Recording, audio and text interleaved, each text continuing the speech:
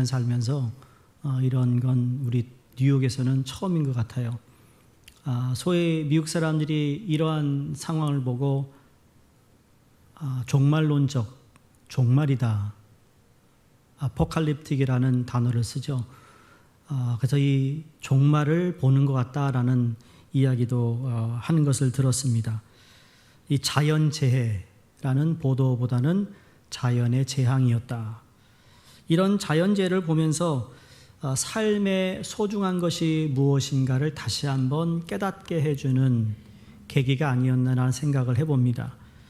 내가 좋은 것을 누린다, 더 좋은 것을 누리며 사는 것, 또 그걸 누리지 못하고 사는 것보다 이건 솔직히 생명과는 정말 문제되지 않는 일이에요.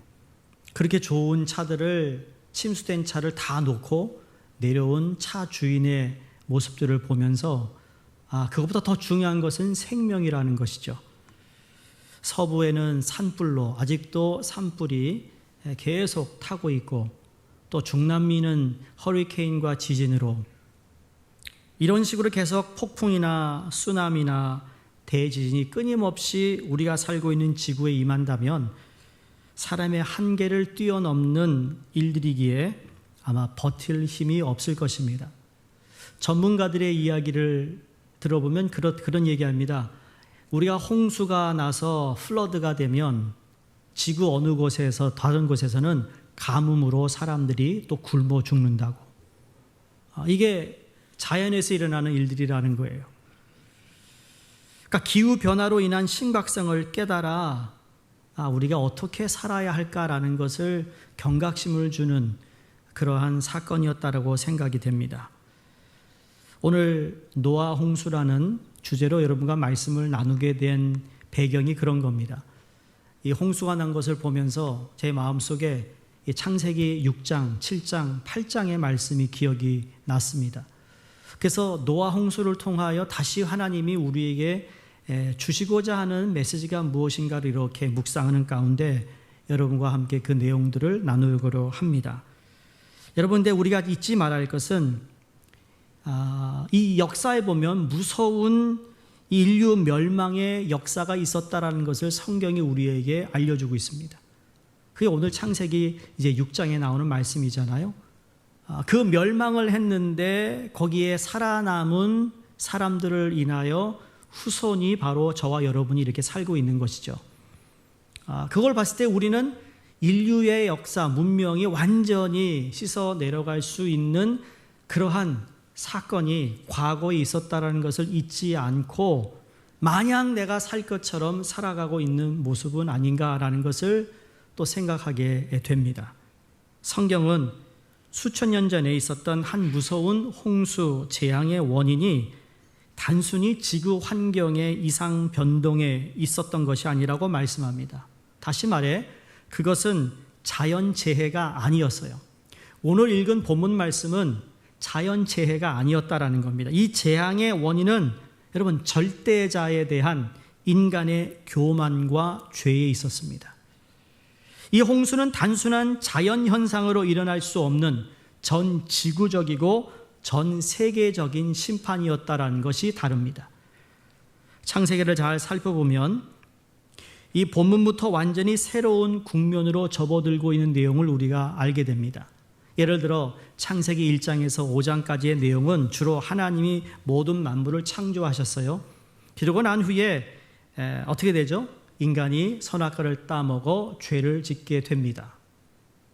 그런 다음에 하나님께서 그 죄지은 인간에 대해서 어떻게 다루셨는가를 다루고 있죠. 그래서 6장이 있기 전에는 선악과를 따먹은 아담과 하와를 하나님께서 그냥 버리시는 것이 아니라 구원의 약속을 주시는데 그 구원의 약속이 가죽옷을 입히는 거였습니다. 피를 흘리는 거였어요. 두 번째가 그 아담과 하와의 아들인 그 가인, 형이 동생 아벨을 죽이는 겁니다. 그래서 가인이 내가 어디가 살겠습니까? 사람들이 나를 살해하려고 하는데, 그래서 죽이지 못하도록 표를 주시죠. 그 가인을 구원하십니다.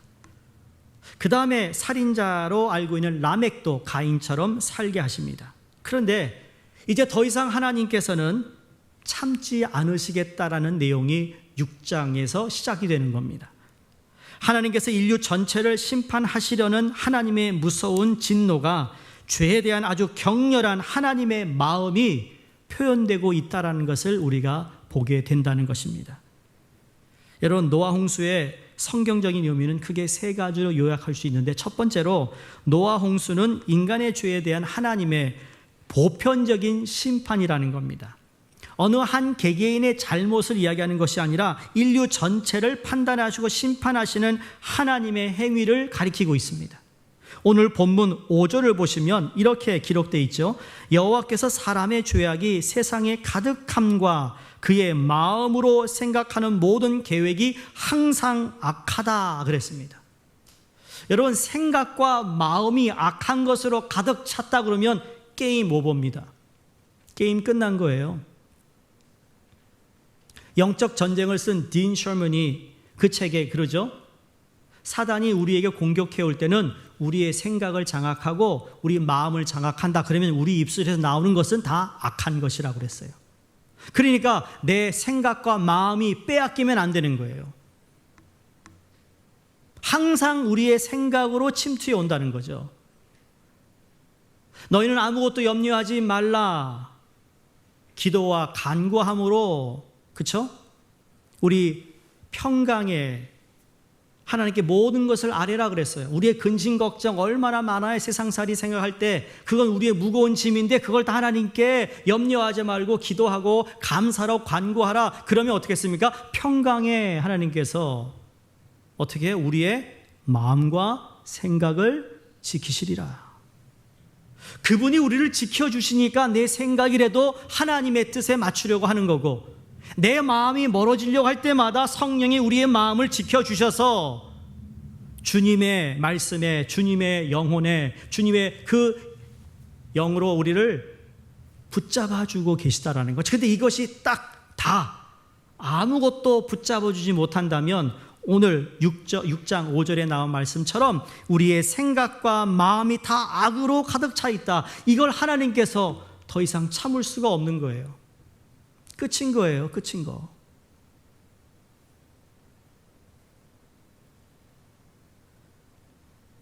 심판은 평소에 내리던 비가 좀 더 내려서 강물에 많은 사람들이 떠내려가 죽은 것이 아니었어요. 여러분, 천지 창조 내용을 보시면 원래 땅은 물에 잠겨 있었어요.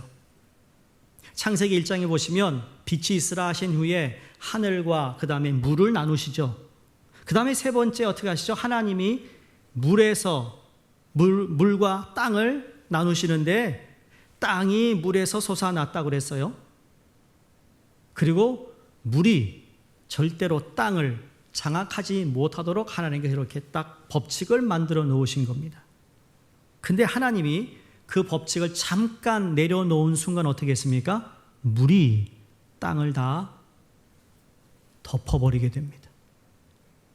여기서 무엇을 깨닫는가 하면 하나님이 저와 여러분의 삶을 지금도 붙잡아 주고 계시기 때문에 우리는 하나님의 은혜 가운데 여전히 살아갈 수 있다는 것을 깨닫는 겁니다. 여러분, 주님이 우리를 놓는 순간 우리는 지금보다 더 부끄러운 삶, 죄 짓는 삶, 하나님이 원치 않는 삶을 살아갈 수밖에 없는 존재라는 것을 우리가 깨달아야 합니다. 내가 이렇게 살아가면 안 되는데 라는 그런 생각이 있는 것조차도 바로 우리 안에 성령께서 우리를 붙잡아 주려고 하시는 하나님의 은총이라는 거죠. 그러므로 나를 붙잡고 계신 주님을 끝까지 붙잡고 가시기를 주의 이름으로 축원합니다. 물이 땅 위에 범람하지 못하도록 세우셨던 자연 법칙까지도 하나님이 놓는 순간 모든 세상이 물로 뒤덮이게 된 겁니다. 그게 노아 홍수입니다. 자, 두 번째, 하나님께서 이 무서운 진노 심판 가운데 한 가정을 구원하셔서 하나님의 자비와 은혜를 체험하게 하셨어요. 이 완전히 하나님의 주권적인 선택의 결과입니다. 자, 여기서 하나님의 주권적인 선택이 중요한 거예요. 하나님이 저와 여러분을 택하여 주셔서 하나님의 자녀 삼아 주심을 감사하는 겁니다. 그렇죠? 이 구원의 감사가 늘 우리 가운데 있어야 됩니다. 물론 우리는 자주 잊어버리긴 하지만 예배를 통하여 주의 말씀을 통하여 나 같은 죄인을 구원하신 하나님께 감사하는 마음으로 구원해 주신 주님 앞에 우리가 어떻게 살아갈 것인가에 대한 고민을 해야 되는 거예요. 근데 여기에 주도권이 누가 있어? 하나님이 왜 많고 많은 사람 중에 노아를 택하셔서 노아로 하여금 방주를 짓게 하시고 그 가정이 구원받게 하셨는가라고 묻는다면 물론 여러 가지 해석을 할 수 있겠지만 그건 가장 결론적인 건 하나님의 선택이었어요. 여러분, 많고 많은 사람 중에 왜 하나님 여러분을 택하셨다고 생각하세요? 내가 주기도 좀 잘나서? 괜찮아서? 착해서? 아니요. 그거 다 떠나서 하나님이 그냥 하나님의 주권인 것이에요. 그 주권 앞에 아무 말을 할 수 없어요. 옛날에 엿장수 아저씨가 그쵸? 꽝꽝 이게 치면서 집에 안 쓰는 거 이렇게 물건 가져오잖아요. 여러분 거기서 엿장수 아저씨가 깨주는 엿 드셔보셨죠? 예? 뭐라 그러죠? 엿장수 맘대로야. 뭐 가지고 나가가지고. 근데 내가 분명히 내 친구보다 훨씬 좋은 거 갖다 줬는데 아저씨가 자르는 엿이 말이에요. 내 건 작아. 근데 얘는 아저씨가 실수로 이만하게 잘라줬어요. 그거 불공평한 아니에요? 항의할 수가 없어요. 그래서 나온 말이 엿장수 맘대로라는데 우리 아버지가 엿장수는 아니고 우리 하나님의 주권이 그렇다는 거예요. 주권이. 하나님이 그렇게 선택하셨어요. 근데 선택이 한 개인이 아닌 한 가정이었다라는 거예요. 여기 한 가정이라는 것은 공동체를 의미하고 있습니다. 하나님께서 죄에서 불러내실 때는 개인적으로 불러내세요. 근데 구원의 단위는 가정이었어요. 다시 말해 공동체로 구원을 이루시는데 그런 의미에서 개인적인 것보다 공동체적인 의미가 더 부각되는 이유가 뭔가 오늘날 교회를 통하여 이루어 나가시는 하나님의 구원을 바로 이 노아 홍수를 통하여 보여주고 계시다는 거죠. 오늘날 교회를 이야기할 때 무슨 이야기를 하죠? 표현할 때 교회가 바로 이 땅에 뭐예요? 방주의 역할을 한다고 말합니다. 맞아요. 저 그 물살에 떠내려가는 사람들을 구원할 수 있는 방주, 그 역할을 교회에게 하나님께서 허락하셨다라는 거죠. 그래서 교회가 세상 사람 눈에 볼 때는 여전히 미약하고 약하고 별 볼일 없는 것이 보인다 할지라도 크고 작고를 떠나서 하나님의 아들 예수 그리스도의 보혈로 피값으로 세우신 그 교회가 가지고 있는 세상이 가지지 않고 있는 이 구원의 방주의 역할을 하나님이 교회에게 주신 거예요.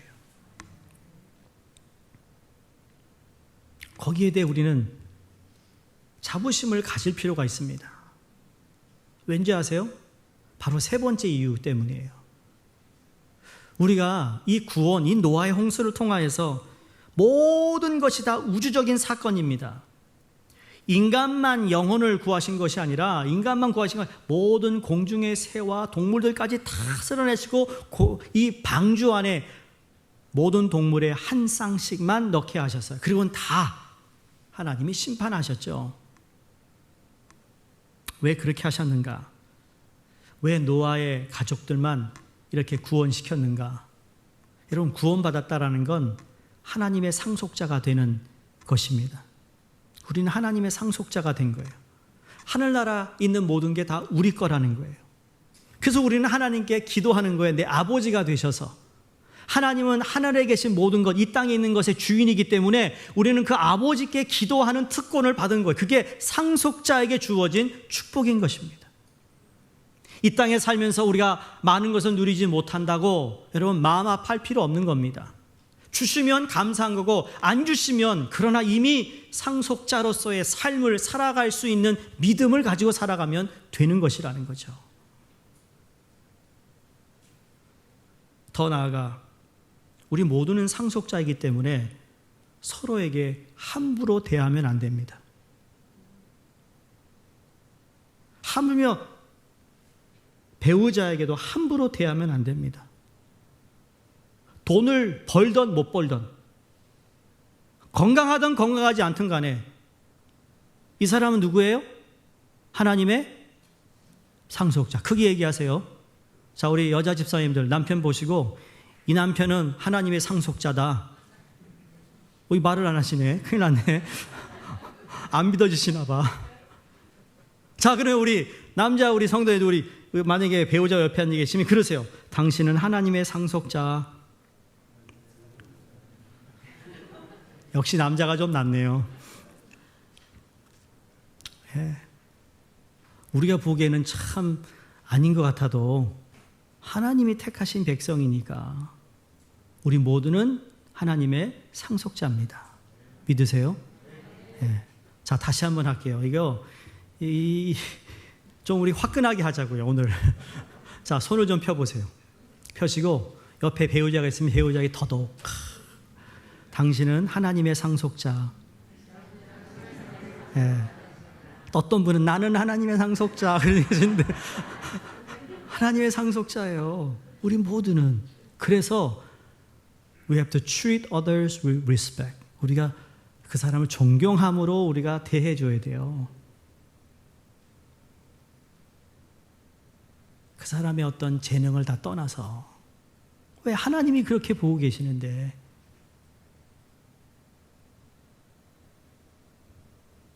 자, 그럼 노아 홍수가 일어나게 된 이유가 무엇일까? 아주 간략하게 말씀드리면 택한 백성의 타락입니다. 노아 홍수가 일어나게 된 결정적인 원인은 놀랍게도 하나님이 택한 백성들의 타락이에요. 타락. 죄로 인한 타락. 구약 성경에 거듭 보는 내용이 바로 하나님의 백성이 타락인데, 여러분 사사기도 우리가 말씀 묵상 바이블 통해서 지난주까지 읽었잖아요. 거기 사사기가 등장했던 이유가 무엇이죠? 택한 백성이 말씀대로 살아야 되는데 죄를 짓고 계속 타락하는 모습을 하나님께서 더 이상 볼 수 없어서 사사를 통하여 이스라엘 백성을 다시 통치하시는 겁니다. 그 통치를 계속 받아가야 하는데 세상에 곁누질을 하다 보니까 또 죄를 짓고 타락하는, 번복되는 그러한 모습들을 우리가 보지 않았습니까? 오늘 본문 1절, 2절을 보시면 이렇게 하나님이 말합니다. 사람이 땅 위에 번성하기 시작할 때에 그들에게서 딸들이 나니 하나님의 아들들이 사람의 딸들의 아름다움을 보고 자기들이 좋아하는 모든 여자를 아내로 삼는지라. 자, 우리가 그냥 성경을 이걸 읽어도 뭔가 조금 이상한 기분이 들죠? 하나님의 아들은 누구고 사람의 딸들은 누구고, 그런데 아름다움을 보고 자기들이 좋아하는 모든 여자를 아내로 삼는다 그럴 때 누가 제일 기분 나쁠까요? 여자분들이 기분 나쁠 거예요. 아니, 자기 눈에 아름다운 여자를 삼는다. 그러면 아름답지 않은 여자는 어떡합니까? 자기 스스로 아름답지 않다고 생각하는 여자들이 있다면 어떡하겠어요? 그러니까 이거는 뭔가가 이상하다는 것을 느낀다는 거죠. 특별한 무슨 해석을, 주석을 달지 않아도 뭔가가 기분이 편치 않은 거예요. 깨끗하지 않은 거죠. 여기 하나님의 아들들 그리고 사람의 딸들, 이렇게 설명드리고 싶습니다. 아담이 지은 죄를 통해 아담의 후손인 모든 사람들은 죄성을 가지고 이 땅에 태어나요. 그걸 원죄라고 얘기하잖아요. 그 원죄를 가지고 태어나요. 그러나 똑같이 죄의 본성을 가지고 태어났음에도 불구하고 하나님의 은혜가 그 죄된 본성을 눌러서 하나님 뜻대로 사는 자들이 있었는데 그들을 여인의 후손이라고 그랬고, 그렇지 못한 부류를 뱀의 후손이라고 성경이 말합니다. 창세기 3장 15절에 그대로 하나님이 말씀합니다. 뱀의 후손과 여인의 후손이 영원히 원수가 되리라고 말씀합니다. 뱀의 후손이라고 해서 무슨 방울뱀이다, 구렁이 이런 게 아니라 뱀의 후손은 인간은 인간인데 사단의 기질의 지배를 받으며 사는 자를 말합니다. 내가 어느 영역에 사느냐에 따라 달라지는 거죠. 사단이 지배하고 있는 그 기질의 지배를 받고 있는 사람이 뱀의 후손이라면, 그럼 반대로 여인의 후손은 같은 죄성을 가지고 태어났지만 하나님의 은혜와 사랑으로 자기의 죄된 본성을 은혜와 말씀으로 지배받으며 하나님의 뜻대로 살아가는 자를 의미하고 있습니다. 다시 말해 택함받아 구원받은 자들을 말씀하고 있다는 거죠. 저와 여러분을 이야기하고 있는 거예요. 그래서 저희는 여인의 후손이라는 거예요. 더 쉽게 얘기하면 경건한 자의 후손이라는 거예요. 그럼 뱀의 후손은 뭘까요? 불경건한 자의 후손이 되는 것이겠죠.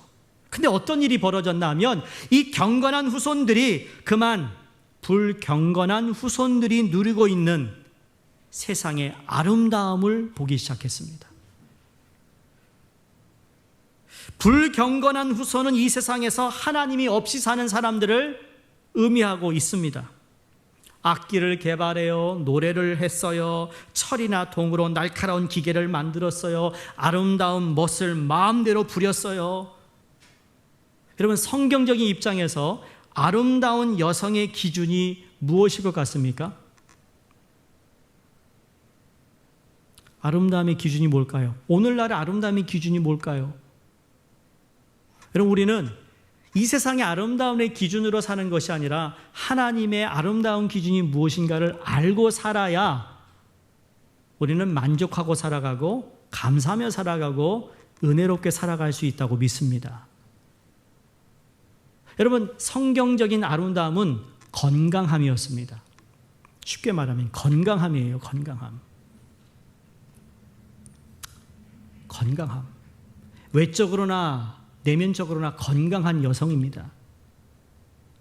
그런데 불경건한 후손의 아름다움은 무엇일까요? 뭐라고 생각하세요? 오늘날 아름다움을 추구하고 있는 것과 똑같습니다. 날씬하고 매력적이고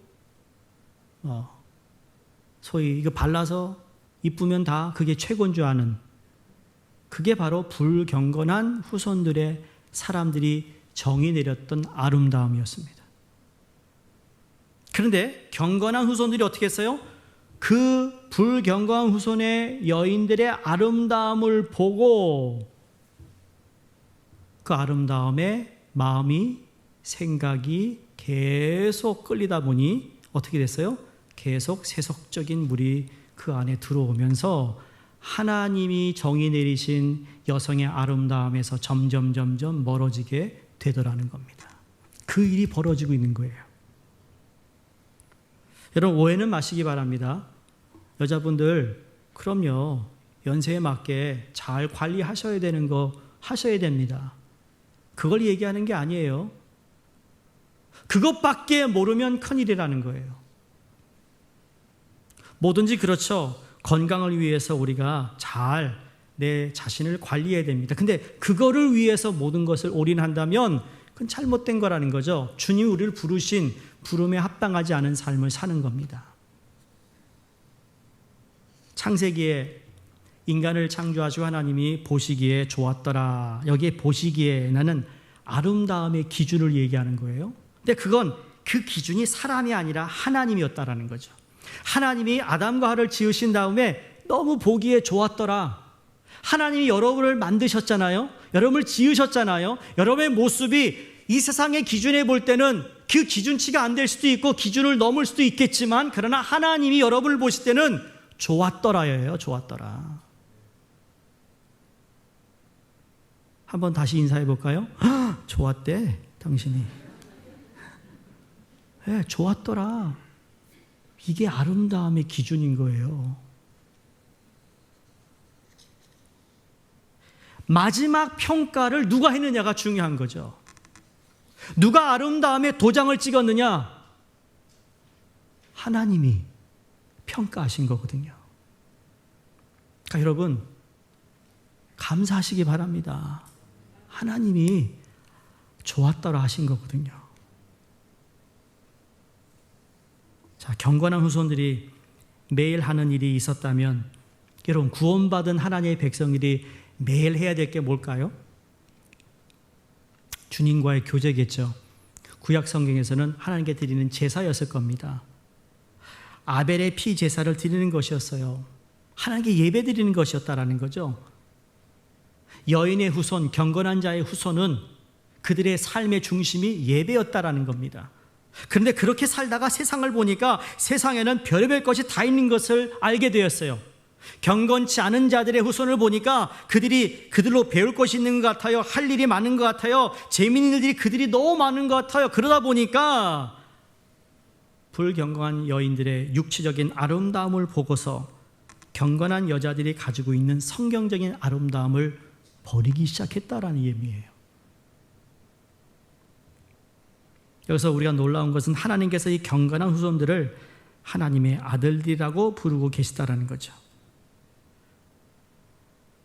창세기부터 요한계시록에 이르기까지 성경에 흐르는 맥 또는 사상 가운데 하나는 아까 말씀드린 하나님의 사람은, 경건한 자들은 모두 하나님의 상속자라는 겁니다.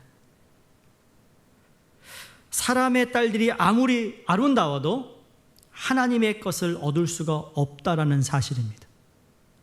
구원받지 않으면 하나님 것을 얻을 수가 없다는 이야기예요.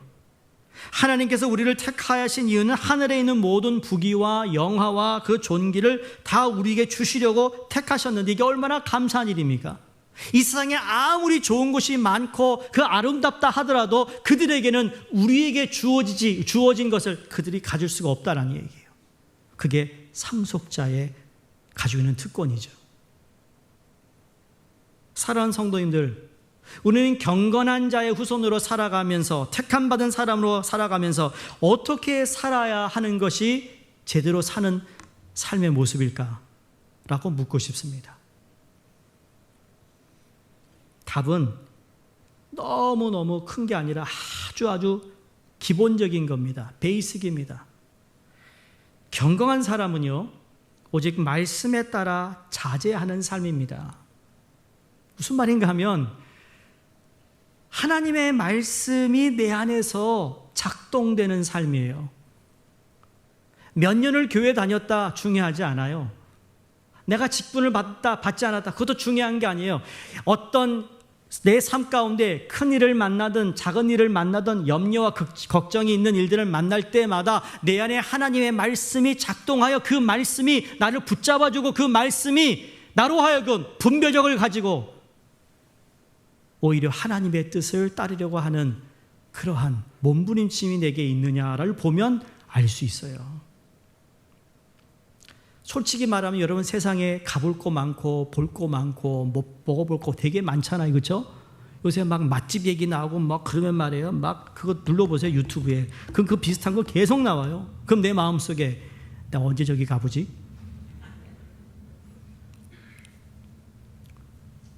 가볼 수 있어요. 쉼을 위해 가볼 수 있어요. 근데 거기에 모든 에너지를 쏟고 내가 돈 버는 것에 거기에다가 모든 관심을 쏟아붓는 것에 대해서 하나님이 기뻐하지 않을 수 있다는 겁니다. 여러분, 가장 중요한 것은 하나님을 떠나지 않는 것입니다. 하나님 앞에서 참된 신앙을 지키는 것이 바로 생명입니다. 하나님께서 참된 생명을 지키면서 다닐 수 있는 직장을 주시면 직장 생활을 하는 겁니다. 그러나 신앙을 버리면서까지 직장에 다니지는 않습니다. 결혼할 수 있는 짝을 주시면 결혼합니다. 그러나 결혼 때문에 신앙의 길에서 벗어나지 않는 것입니다. 하나님께서 공부할 수 있게 하시면 공부합니다. 그러나 신앙을 버리면서까지 공부를 붙잡지는 않습니다. 왜냐하면 그것은 영원한 하나님의 아들의 특권을 놓치는 것이 되기 때문입니다. 경건한 사람은 하나님을 떠나서는 아무것도 하지 않습니다. 그러니 그 문이 좁은 거예요. 예수님이 말씀하신 것처럼 나를 따르는 모든 자들, 그 문이 좁다 그랬어요. 세상 사람들이 가는 길은 넓은 문이라고 그랬어요. 세상에서는 자기 생각대로 마음껏 일을 골라서 밤낮 그것만 쫓아다녀도 될까 말까 하는데 그저 주시면 받는 거고 안 주시면 안 받는다 하면서 하나님만 바라보자니 성이 차지가 않습니다. 결혼을 위해 여러 사람들과 연락하고 만나고 해야 결혼할까 말까 한데 주여 사람을 주시면 만나고 안 주시면 안 만나고 그러니 정말 되는 일이 있겠어요? 직장도 여기 찔러봤다가 저기 찔러봐야 될까 말까. 내 직장을 주시면 다니고 안 주시면 안 간다. 이거 될 것도 안 되지 않겠어요? 그런데 그 의미가 뭐냐? 우리가 들어갈 수 있는 문이 좁다라는 거예요. 무슨 의미인지 아시겠어요? 세상 사람처럼 이것저것 생각 안 하고 무조건 뭐 돈만 많이 버는 거면 내가 덥석 잡아서 직장 생활과 사업을 한다? 아니요. 내가 좁은 문을 가야 할 사람이기 때문에 정말 하나님이 내게 그것을 주신 것이 아닌지를 다시 한번 물어보고 그리고 가야 된다는 거예요. 그런 의미에서 하나님의 상속자에게 주어진 이 삶이 어떻게 보면 세상 사람들이 가지고 살아가는 세상의 어떤 철학과 삶의 이념과는 다르다라는 것을 말씀드리고 싶은 것이고, 바로 그것으로부터 멀어진 인간이 결국은 하나님의 심판을 가져오게 했다라는 겁니다. 이 심판이 여러분 노아 홍수로 그쳤나요? 아니요. 마지막 때를 살고 있는 저와 여러분에게 언제 주님이 재림하실지 모르는 그 시대를 살아가고 있는 저희 모두에게 하나님은 노아의 홍수를 통하여 다시 한번 우리에게 경각심을 주시고 깨어있으라고 말씀하시고 말씀대로 살라 하시고 하나님의 백성으로 선택받은 자로서의 삶을 그 문이 좁다라도 그 문으로 들어가야 된다고 말씀하고 있습니다. 여러분, 노아 당시에 살던 경건한 후손들은 아름다운 여인들과 결혼해서 행복하게 사는 것이 하나님이 주시는 복보다 더 좋다고 생각했습니다. 재미없는 피제사를 매일 드리는 것보다 이 세상에 뛰어들어서 같이 음악을 연주해가며 마시며 재밌게 어울려 사는 것이 훨씬 더 복되다는 결론을 자기 스스로 내렸습니다. 그래서 그들은 그 딸들과 결혼했고, 결혼한 이후로는 거의 더 이상 아벨의 제사를 드리지 않았어요. 그들 생각 이것이 자유다, 해방이다라고 외쳤을 것입니다. 그런데 이들이 알지 못했던 것이 있습니다. 무엇이죠? 자신들이 여태껏 드리고 있었던 아벨의 피 제사가, 이 예배가 이 세상을 향한 하나님의 진노를 막고 있었다라는 사실을 알지 못했습니다. 무슨 의미일까요? 여러분, 우리가 하나님의 자녀로서 이 지구상에 그리스도인들이 살고 있어요. 하나님의 자녀들이 살고 있어요. 하나님의 자녀들은 매 주일마다 공예배를 드립니다. 그 외에도 다른 요일에 모여서 예배를 드립니다. 기도를 드립니다. 간구합니다. 저희가 기도한 것처럼 우리가 살고 있는 미국 땅을 위해 기도하고, 이 자연재해로 어려워하는 사람을 위해 기도하고, 그들을 위해 중보하는 사람들이 누구예요? 하나님의 백성이에요. 여러분, 말씀드렸죠? 여러분, 난민들을 돕는 사람이 누굽니까? 다 기독교인이에요. 난민을 받아들이는 나라가 어느 나라예요? 다 기독교 나라예요. 그만큼 기독교인들이 전 인구의 우리가 몇 퍼센트 되는지 잘 모르겠지만 큰 퍼센트는 차지하지 않는다 할지라도 바로 그 소수의 사람들이 하나님 앞에 예배드리며 하나님을 찾고 하나님의 뜻을 구하고 있기에 하나님의 심판이 내릴 것을 우리가 오히려 지금 하나님이 보류하고 있을 거라는 생각하는 거죠. 여러분, 가정에 그 어머니가 그 가정 모두가 구원받기 위해 중보하는 것 때문에 하나님께서 정말 안 되겠는데 그 한 사람의 기도를 보시고 하나님이 기다리십니다. 인내하십니다. 결국은 하나님이 구원시키는 역사를 본다는 거예요. 여러분, 그걸 큰 스케일로 보시면 되는 거예요. 기독교인이 드리는 예배는 그냥 우리 위로받기 위한 기도가 아니에요. 이 예배를 통하여 하나님이 영광을 받으시고 하나님의 뜻이 이루어지기를 하나님께서 원하시는데, 하나님의 자녀들을 통하여, 택한 백성들을 통하여 하나님의 그 섭리를 하나씩 이루어가고 있다라는 거예요. 거기에 저와 여러분이 쓰임받고 있는 거예요. 그건 나 개인을 떠나 공동체를 더 이상의 우주적으로 하나님이 하시는 일에 간접적으로 개입하고 있다라는 거예요. 여러분, 전방에 있는 군인들이 휴가받아 마시는 카페에서 커피 마시고 못 만났던 친구들과 만나 이야기 나누고 영화 관람하고 너무너무 좋지 않아요? 근데 군인이 결단을 한대요. 만약에 이제 나 나라 지키지 않을래. 이거 너무 좋다. 야, 내가 마실 거 마시고 만날 사람 만나고 야, 너무 좋다. 야, 그렇게 되면 어떻게 될까요? 소위 타령을 한다 그러면 어떻게 될까? 나라 누가 지키죠? 그 나라 어떻게 될까요? 전 그와 비슷하다고 생각해요. 누군가 죄를 가지고 하나님 앞에 나아가서 예배를 드리는 동안 하나님께서는 이 세상의 죄에 대해 인내하시고 죄를 덮어주시고 긍휼을 베풀어주고 계시다라는 겁니다. 왜? 그들은 하나님의 아들들이요, 왕같은 제사장이기 때문에. 아벨의 피의 호소가 가인을 살린 것처럼 누군가가 하나님 앞에서 신령과 진정으로 예배를 드리고 있었기에 이 세상에 임할 무서운 재앙이 조금 더 늦춰지고 있는 것이 아닐까? 결론적으로 말하면 이 세상에 무서운 홍수 심판이 임했던 이유는 하나님이 기뻐하시는 진정한 예배가 사라졌기 때문입니다. 성도님들, 우리는 이 코로나로 인하여서 마음대로 예배를 드릴 수 없는 상황입니다. 여전히 수요 예배를 드리지 못하고 있습니다. 지금 기도 중이죠. 빠른 시일에 전교인 토요 새벽을 다시 시작하려고 준비하고 있습니다.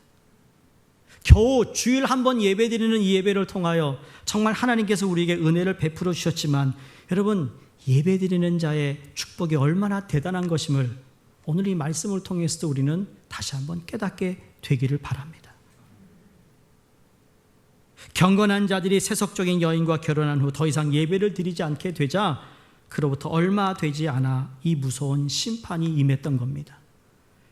우리가 드리는 예배는 나 자신을 살릴 뿐만 아니라 하나님을 모르는 세상 사람들을 살리는 하나님의 일하심을 우린 예배를 통하여서도 볼 수 있다라는 거죠. 여러분, 예수 믿으면 제일 먼저 하는 게 뭐죠? 예배 드리는 거잖아요. 회개하면 제일 먼저 뭐 하죠? 하나님께 경건하게 예배를 드리는 거예요. 내가 가장 어려울 때 어디를 찾아가죠? 주일 예배를 드리는 거예요. 여기에 회복이 있어, 여기에 은혜가 있어, 여기에 다시 소망을 허락하시는 거라는 거죠.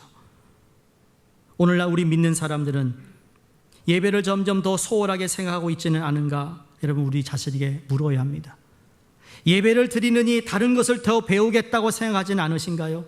세상 사람들이 좋아하는 것을 따라가기 위해, 또 친구를 더 만나기 위해 내 편한 대로 예배를 정의 내리고 있지는 않은가요? 여러분, 이 생각이 바로 노아 시대에 일어났던 현상이었다는 것을 절대 잊어서는 안 됩니다. 주님은 다시 오실 것입니다.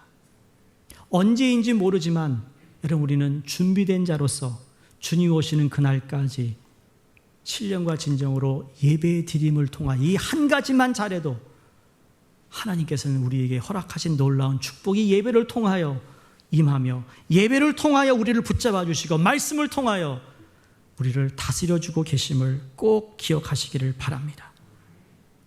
세상이 받아야 할 심판을 막아 오히려 하나님의 긍휼을 경험케 하는 놀라운 축복을 나누는 저와 여러분이 되기를 주의 이름으로 축원드립니다. 기도하겠습니다.